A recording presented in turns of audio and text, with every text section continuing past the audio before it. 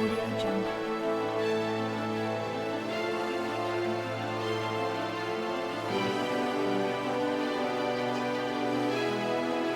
Audio Jungle. Audio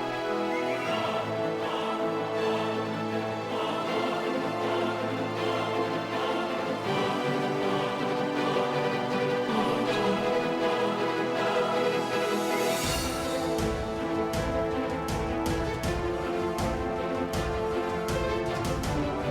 Audio Jungle.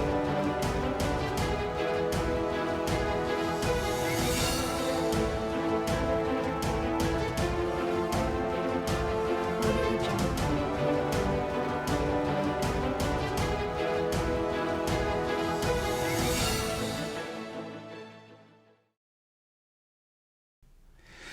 Well, hello and welcome to another episode of the Israel Issue, when we snapshot the truth about Israel, the church, and what this means for you and me as today's believers.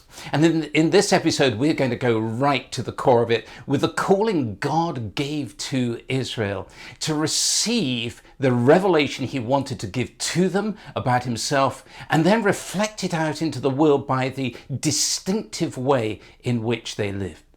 And it all began with that calling that God gave to Abraham, which was not to personal salvation, but which was to receive this promise. I will make you a great nation. I will bless you and make your name great, and you shall be a blessing. I will bless those who bless you, and I will curse him who curses you, and in you all the families of the earth shall be blessed. God's intention was that honor and blessing would come to Abraham and his descendants, even though it would expose him and them to curse.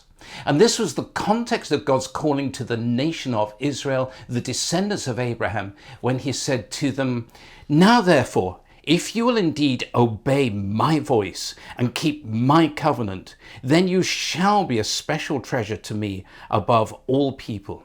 And you shall be to me a kingdom of priests and a holy nation." Now, they were in fact just a very small nation with a somewhat difficult personality. But in God's sovereignty, this was the canvas that he'd chosen to paint a picture of himself on. And so he used countless brushstrokes with the nation of Israel to reflect himself to them and his righteousness.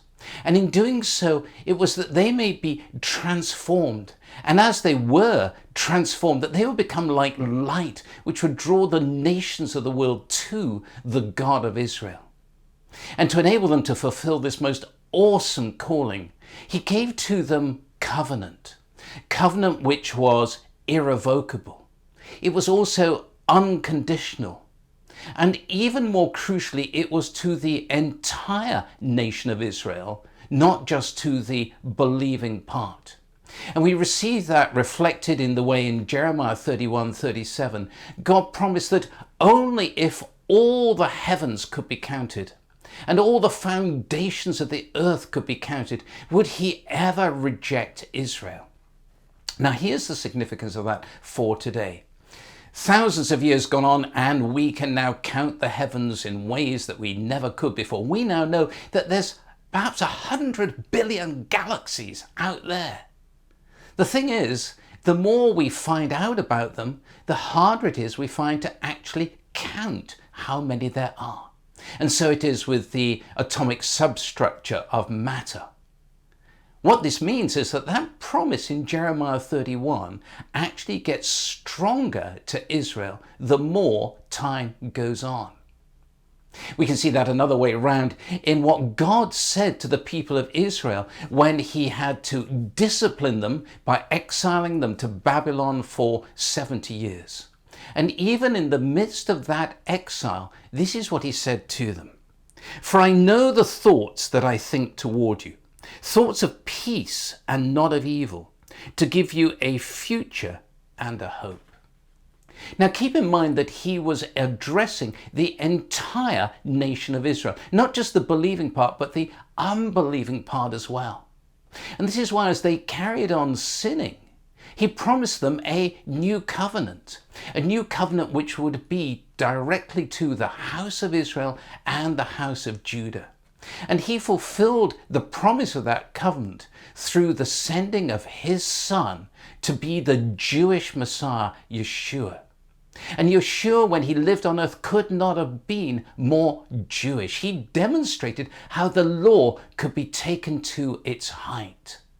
And then in the way he died, he fulfilled the demands of the sacrificial system for sin. And then when he rose again, he enabled the Jewish people to have a heart of flesh rather than a heart of stone. And what this demonstrates is that despite all the ups and downs of the people of Israel, he never gave up on them. He was determined that his intention to fulfill his saving purposes for the world through them would be completed, because God completes that which he starts. And that's why we can be so sure that the Jewish Messiah, Yeshua, will stand on the Mount of Olives and from there begin his reign on earth. And why we can be sure that another prophecy from Zechariah will be equally fulfilled when on that day, and that day may not be so very long from now, 10 men from every language of the nations shall grasp the sleeve of a Jewish man, saying, "Let us go with you, for we have heard that God is with you." And that's why Paul speaks in Romans 11 and verse 26 about the saving of all Israel. Now, people have very different views about how that will finally work out. But one thing is for sure. It's saying that in no way has the church replaced Israel in God's purposes, and nor will it ever do so, because God's gift and his calling are irrevocable. So here's what that means for you and me if we're Gentiles, even if we don't realize it. We have the blessing of the new covenant only because we are grafted into Israel, and also only because God has never given up on Israel.